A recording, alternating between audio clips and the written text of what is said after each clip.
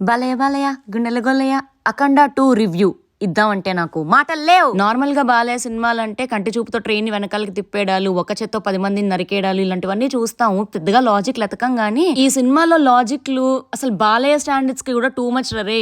Logic left the theatre కాదు, logic never entered the theatre. కానీ recent గా బోయపాటి గారు ఏదో ప్రెస్ మీట్ లో ఈ సినిమాలో లాజిక్లు ఫిజిక్స్ లు ఎతకద్దని చెప్పారు. ఇంకంత డైరెక్ట్ గా చెప్పేశాక ఏం మాట్లాడతాం.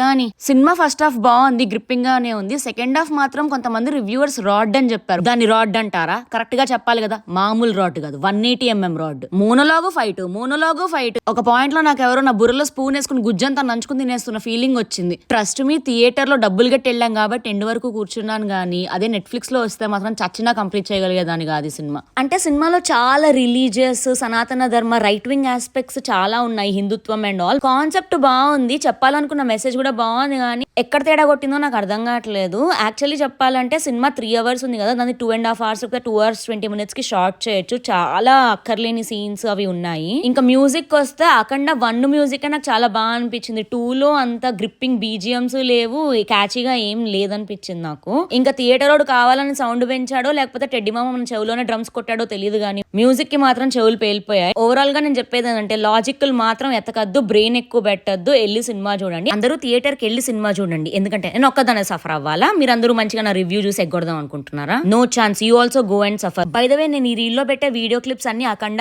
1 అండ్ ట్రైలర్ లో ఉన్న సీన్స్. నేను సినిమా ఏది రివీల్ చేయలేదు, జస్ట్ సేయింగ్.